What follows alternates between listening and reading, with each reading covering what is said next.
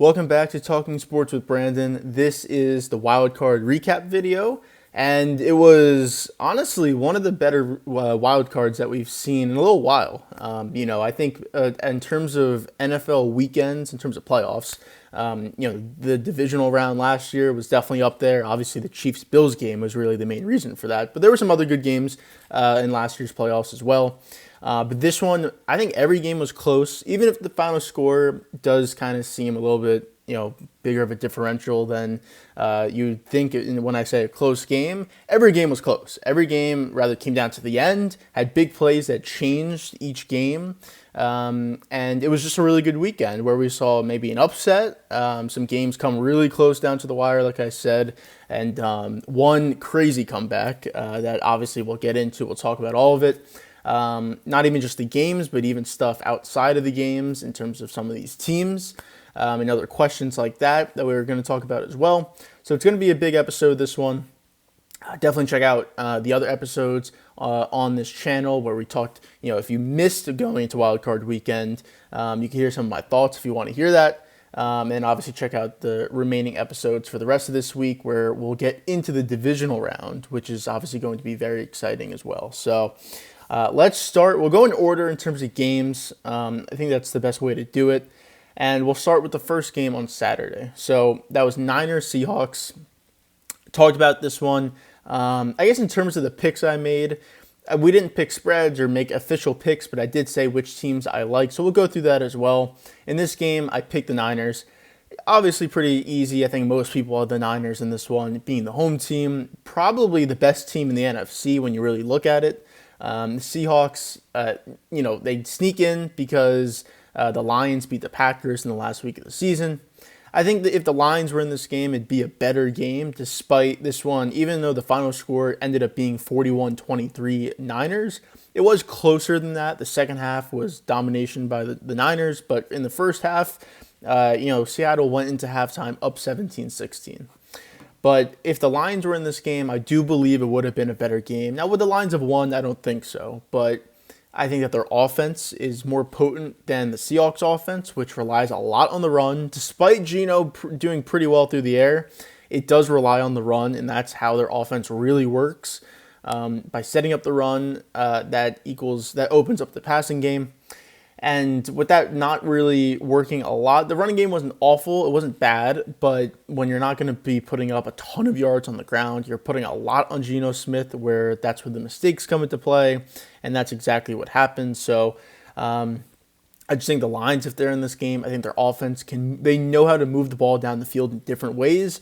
Can their defense hold up? Probably not. I think Seattle's defense is better, and it did prove to be better despite the 41 points being put up. It did put up a better fight.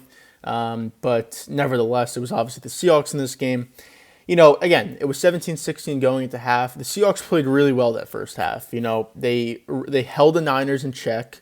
They got, it started off 10-0, and at that point, honestly, I thought the game, I was like, this could maybe get to a blowout territory. On the touchdown drive that made it 10-0, the Niners, McCaffrey had a 60-yard run. He punched in with a 3-yard touchdown. It just felt like, wow, like it's still not even a little bit more than halfway through the first quarter. It's already 10-0. The Seahawks really weren't doing anything in those first couple drives. The Niners moved the ball right down the field. Even the field goal they got was only 34 yards. That means they're in the red zone when they kick the field goal. So they were moving the ball down the field. But again, a really nice drive from the Seahawks. They go down, get a touchdown. On a really good drive. That was a needed drive. Like if they were going to stay in this game, they needed that drive right then and there. If they got even a field goal, would be it's good. You're getting points. Make it back to a 7-point game, but you really needed a touchdown there. It was a huge touchdown. The Niners get a field goal back, and then Seahawks answer right back. 50-yard touchdown to DK Metcalf. He had a really good game in this one. And one of the weaknesses of San Francisco's defense is the pass over the top. You can throw the ball over the top of them. And that's, it's hard to do that because their defensive line is always pressuring the quarterback and always on him. So you don't have a lot of time in the pocket. But if your offensive line holds up, you can throw deep against them. And again, that's your weakness. So if your offensive line can hold up and you're able to do that, and you're able to do what you want to against the defense a little bit, that's where you can really hurt this defense. And the Seahawks were proving that. They were showing that. Again, that's 50 yards over the top. They were having some other big plays in the passing game that were over the middle of the field or maybe a little bit over the top as well. And again, they were moving the ball down the field. So they go up 14-13. Niners answer back with a field goal, which seemed like it was going to go into halftime. Them up 16-14, but Shanahan decides to squib kick it when the Seahawks still had timeouts, I believe. And they go down the field and get into field goal range. Yeah, they still had, I think, all their timeouts. And they go down the field. A penalty helped them get 15 more yards, but they get a 56-yard field goal going into halftime. So definitely uncharacteristic by the Niners, Shanahan, by doing that, giving them basically a free 3 points when you could have kicked it deep. There's only 10 seconds left in the half. There's no way they're getting close to field goal range. If anything, they have to try a Hail Mary. So very uncharacteristic. But again, once the second half started, this game was over. First drive, Niners go down, score a touchdown. I think setting the tone, realizing, again, this is a team they beat twice in the regular season. They know them. They've seen them. And I think they just kind of maybe were taking them a little bit easy in that first half. And then once the second half started, it was just over from that point. So again, touchdown. Then they get the ball right back, basically, and score a touchdown. And it was just, at this point, like I said, it was over. So, and the biggest play was after that opening touchdown in the second half, the Seahawks did move the ball down the field, and they get all the way to Seattle's 19-yard line. 3rd and 14. All right, it's not looking great. You're probably just getting 3 points, but that's a huge 3 points because it would make it 23-20, and you're still right in the game right there. This is the biggest play of the game. Geno gets sacked, strip sacked. They lose the ball. Niners recover. That was the game right there. If you had any chance of staying in this game or winning it, you had to get points in that situation. And the fact that 3rd and 14, all you got to do is just incomplete pass, whatever, just keep the ball, keep possession. Couldn't do it. And like I said, Niners go right down the field. Debo gets a big touchdown on the upcoming drive. But it just all the offensive weapons started to open up. Elijah Mitchell actually scored this touchdown, but the next drive, Debo gets a 74-yard touchdown. So just everything started opening up for them. At this point, now it's 38-17. So it went from 17-16 to 38-17, just like that. They even add on a field goal. Seahawks get a touchdown late, but obviously the game's over at that point. So it's what we expected. We expected the Niners to win, but I think the Seahawks proved to other teams that will have to face the Niners that you can beat their defense and their offense. You can, limit them. Purdy has still played amazing. He had a great game in this one. I think he threw for 4 touchdowns or 3 touchdowns and ran for 1. Yeah, he threw for 3 and ran for 1. Had 300-plus yards on only 18 completions. So that's really impressive. But Seattle proved that you can hurt this defense. And the offense, if Purdy makes a mistake, which he hasn't done yet in all of his starts, he really hasn't made mistakes. But if you watch that game and you saw the first couple drives, he looked very shaky. He was definitely nervous. He was missing throws. Throws weren't looking as crisp and as clean. Definitely was kind of rushing through his reads and not knowing what to do. So if you can put pressure on him, if you can force him to make mistakes, that's where you hurt this offense.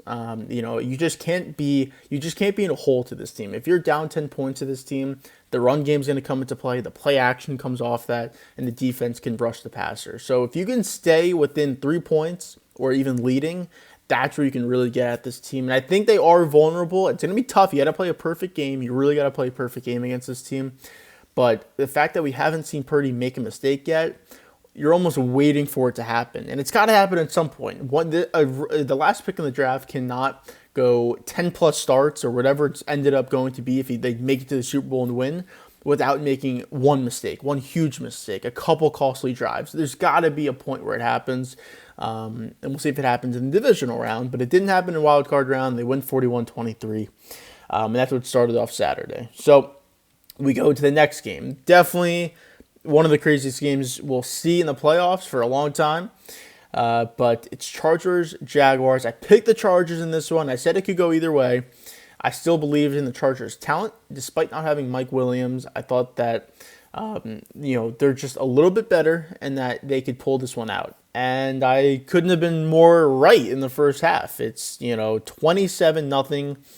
the first half Chargers. It ends up being 27-7. Jaguars get a huge touchdown to end the half, which at that point it seemed like kind of whatever touchdown, just vanilla. But in the end, it turned out to be a huge touchdown because it gave them some momentum going into halftime. It really did. And if they didn't get that, who knows what happens? Even if it's just a field goal, that's not as good. You needed a touchdown there. They got a touchdown. But this all starts with Trevor Lawrence. The reason that the Chargers went up 27-0 was because Trevor Lawrence threw 4 interceptions. I think all in the first quarter. I think he threw those. I threw one of them in the second quarter, but 3 in the first quarter and an interception in the second. So 4 interceptions in the first half for Trevor Lawrence, and you can't even say muffed a punt. It was the Chargers punted and it hit one of the guys on the receiving team in the helmet. Not even the punt returner, just one of the gunners or one of the blockers, and hit him right in the helmet, and the Chargers recover. So 5 turnovers in the first half, 4 interceptions. And the first interception led to a touchdown. Second interception led to a field goal. Third interception led to a touchdown. And then fourth interception led to a punt. So definitely got bailed out there. But, again, at that point, it's already 27-0. And then even off the punt where it hit off the guy's head, they get a field goal. So that's not good. That's at least it's like 20 points, somewhere around there. I think 20 points and point off of turnovers. The only time their other touchdown came off just a normal 3-and-out for the Jaguars. But the second half changed. Chargers punt, then Jags go down the field, 14 plays, 89 yards, touchdown. Chargers do get a field goal, so it's 30-14 at this point. Coming towards the end of the third quarter, but Jaguars 5 plays, 68 yards, touchdown. All of a sudden, it's 30-20.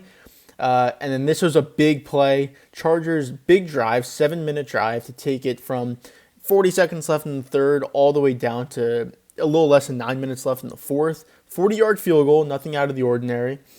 And they missed the field goal. Their kicker has been good. Always in the past for the Chargers, it's always about their kicker always missing big kicks. He's been good this year, and he missed this kick. And at the time, again, even despite it being 30-20, it's under 9 minutes left in the fourth quarter. It doesn't seem like the biggest deal in the world. It's obviously huge because it makes it a potential 13-point game where it's 2 full touchdowns to a 10-point game where it's touchdown field goal.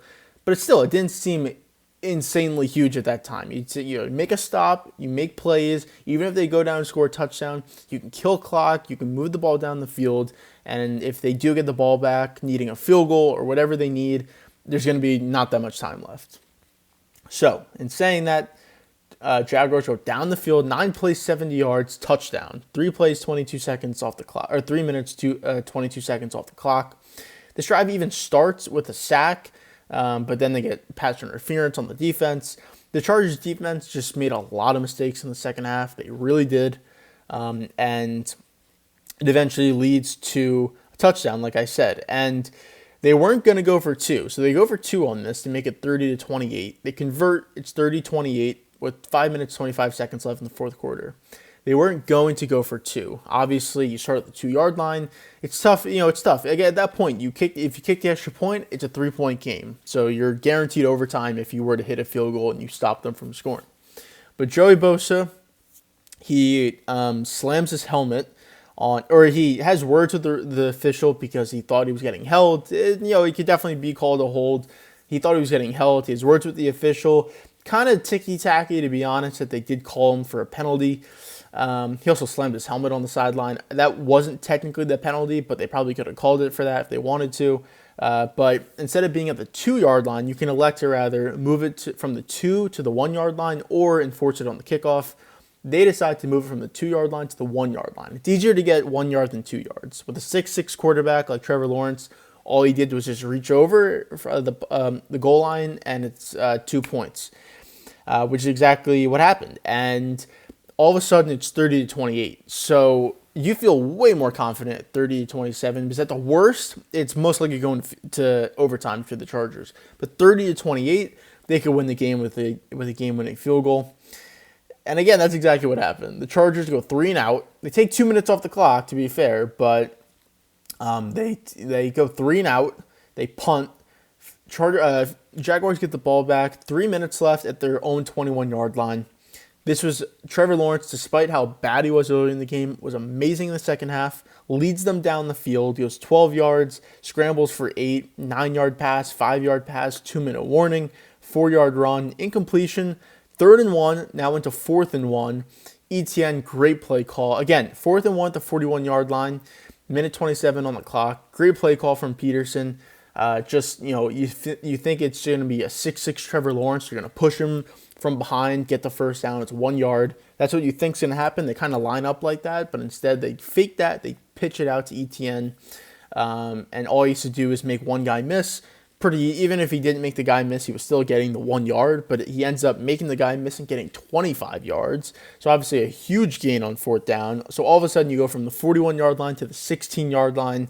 Then they just kind of kill the clock down to kick the field goal, and they hit a game-winning field goal with no time remaining to win 31-30. Just a huge choke job from the Chargers. I guess it's not out of the ordinary. You think of the Chargers, you think of choking, you think of blowing leads and losing big games. That's exactly what happened. This game was over, done. It was gift wrapped to them, 27-0, 27-7 going to half, but you know what I mean. This game was over. I mean, they scored 3 points the second half. I think the fault for the Chargers lays on the defense and Staley. I think you can blame Herbert if you want. I think it's justified, but he's not anywhere close to the top of the blame list for the Chargers. He gave you 27 points in the first half. Yeah, he gave you 3 in the second half, which wasn't good, but the defense couldn't make one stop. And that's unacceptable for that defense to do that. In the coming days from this game, we've learned that Staley's job seems to be safe. It doesn't seem like he's going to get fired, which I'll talk about. But, they fired Joe Lombardi, their offensive coordinator. They fired other assistant coaches and other guys on that staff, which it's what you do in a situation like this is either you fire the head coach and everyone on the staff, or you keep the head coach and you fire all the guys below him. They decided to go with the second option. I don't agree with it. I'm fine. If you want to fire the offensive coordinator, I'm fine with that, but I think Staley should go. There was talk about him possibly getting fired last year when all the decision making, the going for it on 4th down and all the aggressive play calling that wasn't working out, and then you finally get to the last game of the season where you're in a tie situation and all you got to do is tie, and you and the Raiders are both in the playoffs, but instead he calls timeout. He gives the Raiders time to think about it. They end up getting to field goal range and they win the game. Just ridiculous, awful head coach job by him. And then going into this season with a lot of expectations, people thinking they would be better than the Chiefs. I picked them to win this division. I did. Injuries definitely derailed that. He did do a good job in getting them to 10-7. But in saying that, he plays Mike Williams in a meaningless game in Week 18. He loses him. If Mike Williams plays this game, there's no way the Chargers lose. And he loses them for the game. And he obviously blows 27-0 lead in the playoffs. Unacceptable that he's not fired. The reason why he's not fired is because the Chargers don't want to pay him. He still has money on that contract. They don't want to fire him while still paying him and then hire a Sean Payton most likely and pay him a ton of money. That's why they're not firing him. That's the reason. Their owners are cheap. They're fighting over if they want to sell the team or keep the team, so they don't even know what they're doing. It's a terrible situation for Herbert. It's awful. If Sean Payton is the head coach of this team, they are 1,000 times better than they are. Even if you get the offensive coordinator right, you still got the head coach who's a problem. He doesn't make good decisions. He's supposed to be a defensive guy. This defense stinks, and I don't know what you're supposed to do with him. If you make the playoffs next year and lose in the first round, he's got to be fired at that point. It just has to be. So a lot of questions with them. I don't think that the right thing for them to do. I don't care about the money. You have to fire him. Clearly you're not going to fire him, so you have to hit on the offensive coordinator. I don't know who that's even going to be. Is there really one guy who's a guarantee lock? I don't know. So huge hire for them. If that doesn't work out, you got to just clean house at that point. But you got to maximize Herbert on a rookie deal. That's the whole point of quarterbacks on rookie deals. That's your window until you pay him $200+ million guaranteed, whatever it's going to end up being. So just a huge choke job for them. Jaguars, huge win. I mean, so you did not see that coming, obviously. and they move on to play the Chiefs. I mean, that's going to be a game. I think that's actually going to be a good game. It's not. Do I see the Jaguars winning? I don't see them winning, but I think it's going to be a close game. I think Lawrence, yeah, he threw the 4 interceptions. He didn't look good at all, but the way he looked in the second half, he's played in big games in college. Like, I think he can go into Arrowhead and play a good game. I don't think he's going to win, but I think he could play a close competitive game. But that was Saturday, so a very interesting Saturday. We moved to Sunday. First game, Dolphins-Bills. Now, we knew this, but Tua's not going to play. Teddy Bridgewater's not even going to play. It's going to be Skylar Thompson. Yeah, I mean, you're thinking, I think the Bills were minus 13.5 in this game. Pick the Bills. Bills ended up winning, but 34-31 was the final score. Very, very close game, and honestly, the Dolphins could have won this game. If Tua played this game, obviously, who knows if the game played the same way, but let's say Tua was inserted into this Dolphins team and the game played the same way, the Dolphins win this game 1,000%. But even in saying that, Skylar Thompson wasn't good at all. He was 18 of 45, he had 2 interceptions. But he wasn't terrible. He really wasn't. I mean, I didn't think he was awful. He kept them in the game. He did enough to keep them in this game. In a game where they only had 42 rushing yards on 20 attempts, he did enough to keep them in this game. Now, the Bills definitely helped him out. Allen did not have a good game, but I got to give credit to him. He's down 17-0 early in this game. It looks like a blowout. I mean, every single game looked like a blowout. Niners go up 10-0. Looks like it's going to be a blowout. Ended up being one, but it was close. I mean, again, they were losing going to halftime. Chargers up 27-0. Looks like it's going to be a blowout. They lose. Bills up 17-0 early. It looks like a blowout, and it ends up being 34-31 final score. So every game looked like it was just like, all right, the better team gets out to a better start. They're up 10 points plus. Looks like the game's over. Not the case. After going down 17-0, it's 17-3. 17-6, 17-9. They just keep getting field goals. Really, they just couldn't really move the ball that much. Once they kind of got into field goal range, they kind of just stalled. But they did get points. They get field goals. And, they just keep getting field goals. But they get helped out by an Allen interception. Tries to go deep, gets picked off. Big return as well, which helped. And there was an offsetting penalty, but big return gets him to field goal range, forcing punts. The defense for Miami stepped up in this one. And then finally, after Allen's second interception, 17-9 at this point, the Dolphins cash in on a touchdown, which was huge. Make it 17-17, and they get the touchdown. Bills do answer back with a field goal, so they go into halftime up 20-17, but the way it started, you did not think that. And then coming out of halftime, again, now at this point you're thinking, all right, you blew the lead, but you're going to halftime up 20-17. You should take care of them in the second half. First play of the first possession for the Bills, Allen gets strip sacked and it's returned for a touchdown. So all of a sudden it's 24-20 Miami. And Bills punt on their next possession. So it just seems like it's like, whoa, is this actually going to happen? We're getting to the middle of the third quarter. Bills punt on their next possession after they get it back. But then this is where Skylar Thompson plays into effect. He throws an interception. Kind of just a really bad pass. Just throws it deep. It really had no chance. Bills convert that to a touchdown. So up 27-24. Force a punt from Miami. Get another touchdown to Gabe Davis. So now it's 34-24. Again, now it's like, all right, you're taking care of business. This game should be over. It's still a couple minutes left in the third. But then Miami answers back with another touchdown. 11 plays, 75 yards. Big touchdown. I mean, if they had a chance of winning this game, you needed this touchdown. Goes to Jeff Wilson for 1 yard. Huge play right there. Huge drive. Bills punt. Miami punts. Bills punt. So all of a sudden, it's 34-31, 4.5 minutes on the clock. And Skylar Thompson is leading the Dolphins down for a potential game-tying field goal to send this game to OT. First play, or third and 10 from their own 14-yard line. They get 25 yards down the field. But the thing that really hurt them this game was, I don't know if it was the crowd noise, Skylar Thompson starting, Mike McDaniel trying to be too creative, but they had to burn all their timeouts basically on not getting delay games, which once you have one timeout left and you have a delay game coming up, just take the penalty. What's 5 yards to you compared to a timeout? You have to keep that timeout. and they had to burn all of them. Again, it wasn't Mike McDaniel trying to get too fancy with the play calling. You have Skylar Thompson in there. It's not Tua where he just knows automatically, can kind of correlate to the guys and relate to them in terms of the plays. And even on this drive, there was a false start. They had to take a delay game. On 4th and 1, they had to take a delay game, which was obviously just huge because 4th and 1, even with 2 minutes, 28 seconds left, you have no timeouts, but you still have the 2-minute warning. You're at midfield. You get the first down. Stuff can happen. Instead, it's a delay game.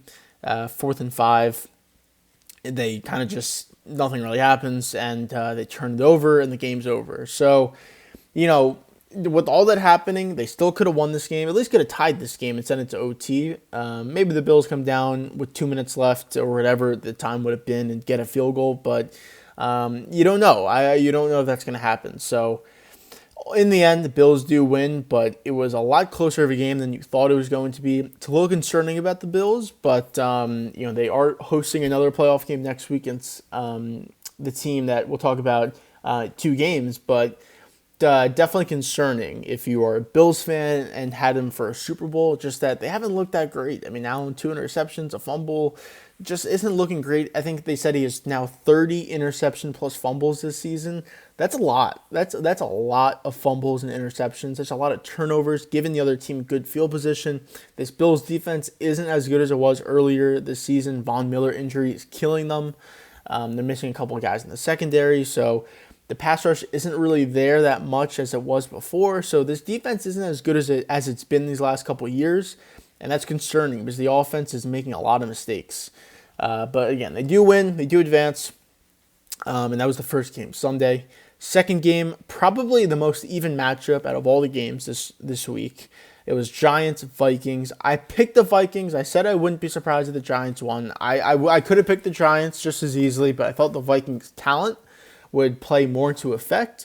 And to be honest, I knew this defense was bad. I did not think it was this bad. Like this bad.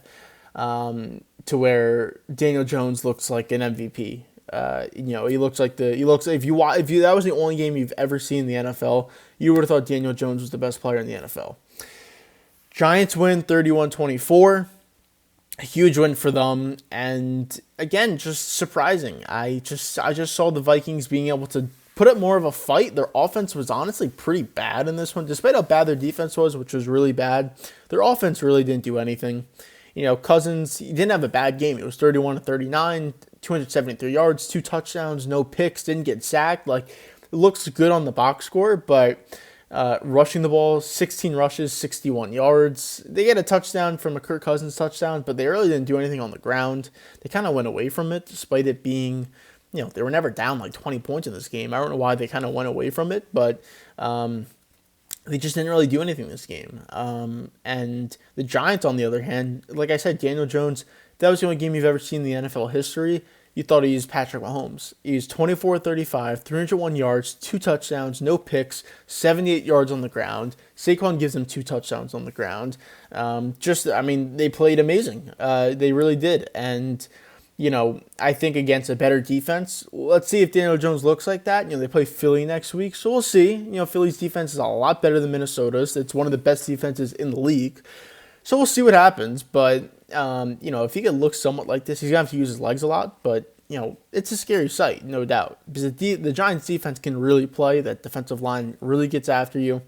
Dexter Lawrence had a monster game in this game, but, the Vikings just surprising to me. Like I said, I think it's just they have a lot of weapons on their offense, but they go away from Cook very easily. Again, 15 rushes for 60 yards, and the most they were down in this game was 10 points, and that was in the second quarter.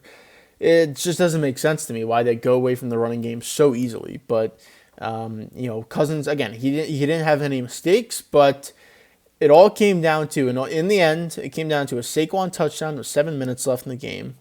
And it came down to a Vikings final drive with 3 minutes left in the game, down 31-24. And they get a blessing of a call in terms of a roughing the passer on Dexter Lawrence, which was not. He just he just threw him down to the ground. He didn't do anything, but they get lucky. They have 15 yards there. So they get all the way to the 33-yard line, get 13 yards. So it looks like they're driving to get a touchdown. Incompletion, 2-yard play. So 3rd and 8 with a 2-minute warning. Incompletion. And then 4th and 8. Again, Lawrence blows this play up, but 4th and 8 with their season on the line, and it looked like the first read, to be honest. He throws to a check down to Hawkinson with the guy all over him. It wasn't like he was open and he had to make one guy miss. There was a guy on him, and it ended up being a 3-yard pass. And again, that's what the play was. You had guys down the field. I think that if he had an extra second in the pocket, he could have maybe hit someone down the field. But I don't even care if. I don't care if there's a guy in your face. You just gotta chuck it down the field. I mean, it's 4th and 8. Your season's on the line. There's a minute 44 on the clock. You have no timeouts. There's no way you're stopping this clock. This game's over if you don't convert this first down. You just gotta throw it. You have Jefferson, you have Thielen, you have guys on the field that you can just throw the ball to. It ended up being that if you look down the middle, Osborne definitely looked open, but. It's hard for me saying that it's easy, but in the situation with the moment, the anxiousness, the guys in your face, everything like that, it's hard to just be like, you should have just hit him. But to basically just kind of look at Hawkinson as a check down with the guy all over him and throw it to him was a tough look, no doubt. But I guess it's almost fitting that the Vikings season, they were a fraudulent team to begin with. They really shouldn't have won this many games, 13-4. They got blown out in 2 games by the Cowboys and the Packers. One-score games, they were perfect until this game where they lost. So, they really didn't deserve to advance in these playoffs, to be honest. They would have got destroyed by the Niners if they played them next week, but they're out. And, it's questions for that team. There's a lot of questions for that team. But for the Giants, it's a huge win. It's a organizational type of win that really changes how you view them. I think people had been changing. I still wasn't really ever sold on the Giants. I think that they definitely still have problems. But, Dable's obviously a great coach. I think I said the Chargers should have hired him when they hired Staley. I said there's no reason that they're not hiring Dable right now. They didn't hire him. They went with Staley. Dable stayed on for another year with the Bills and then ended up with the Giants. I think it's a huge mistake. If Brian Dable's the coach of the Chargers last year and this year, they're 1,000% better.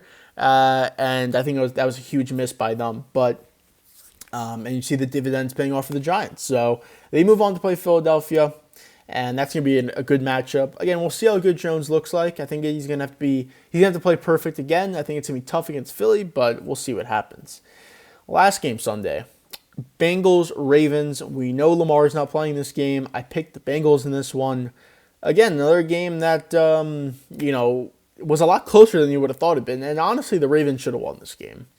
We're going to go down to the one play where it all changed. It's a close game. The Bengals get out to an early lead, but it's close. The Ravens are fighting back. They actually are leading going into halftime. But this game all changed on one drive and one play.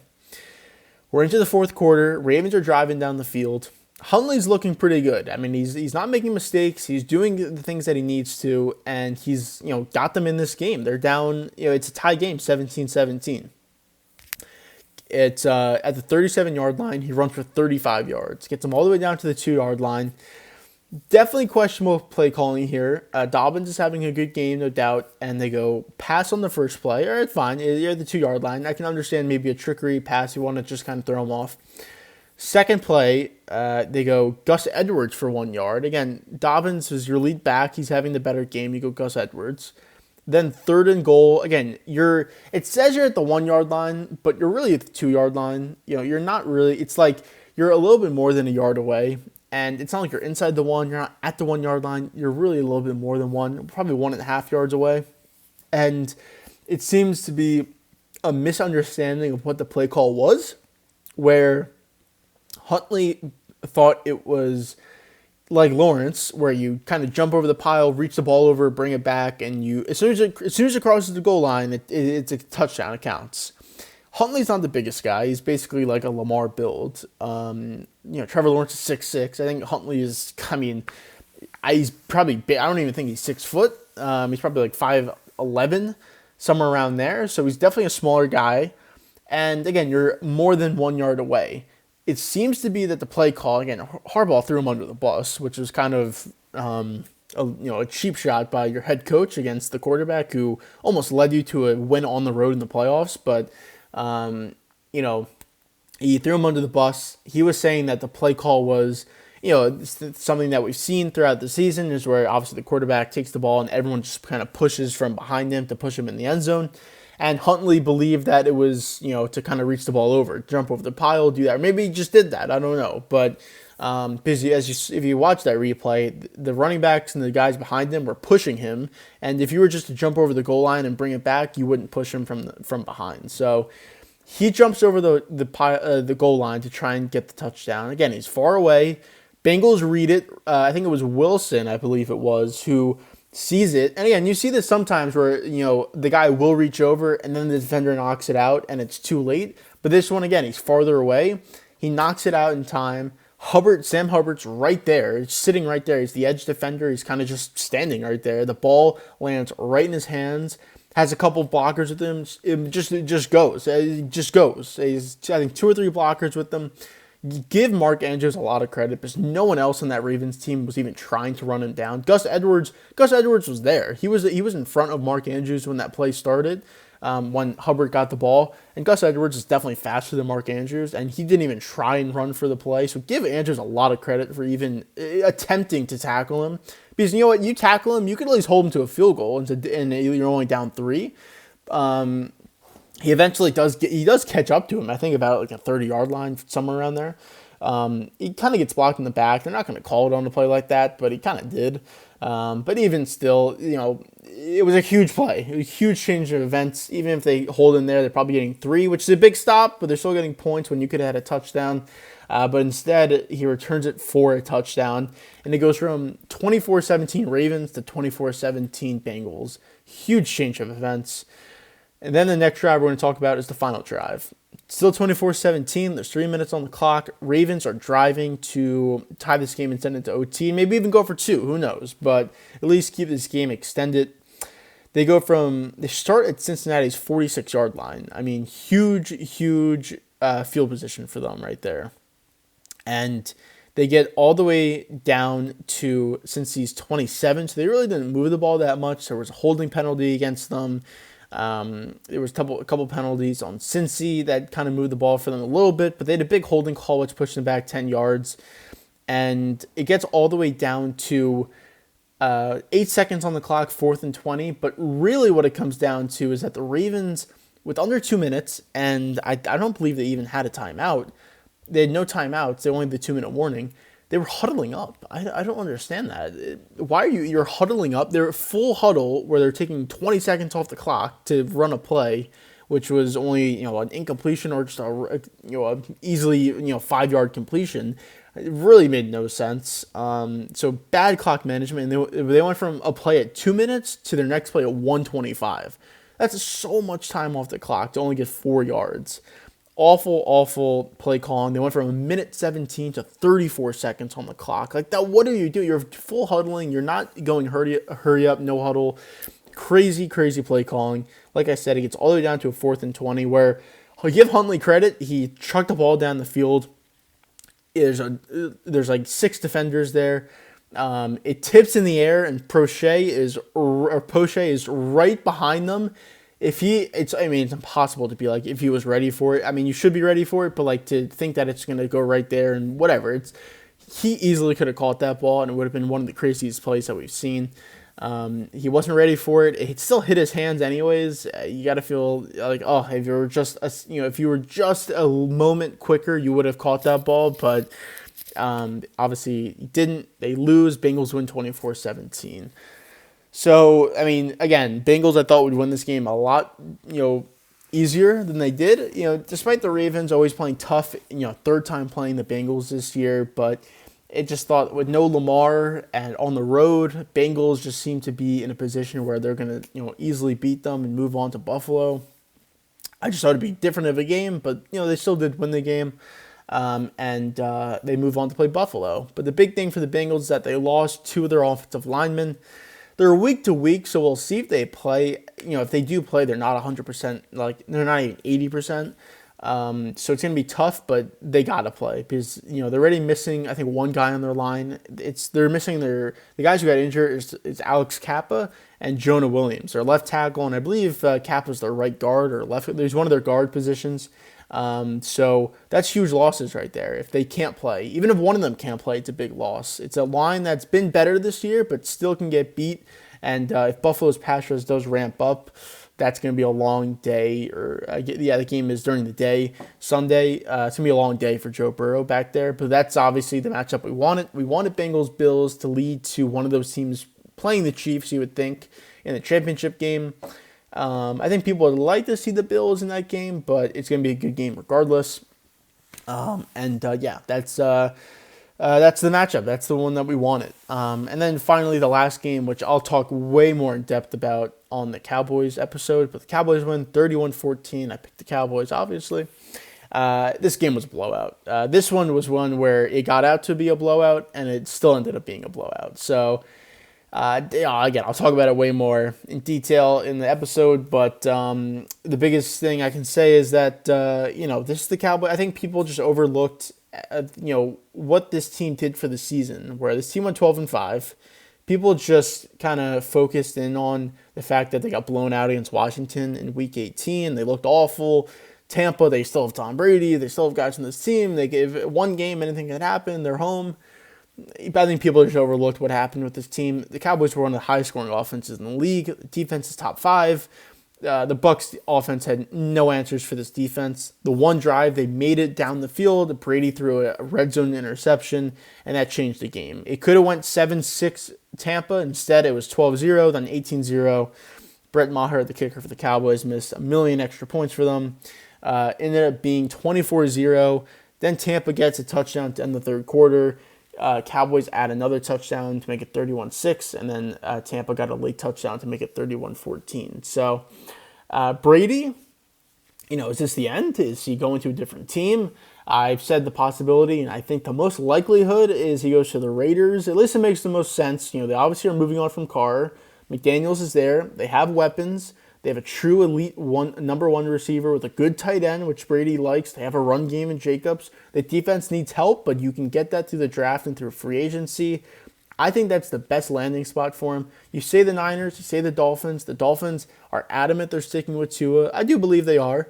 And the Niners, with the way Purdy's playing and the way when Lance comes back, it's hard to not start one of those guys next year. Definitely Purdy. So I think he goes to the Raiders. If he does play, he may retire. He might. But if he keeps playing, I don't think it's with Tampa. I believe it's going to be with the Raiders.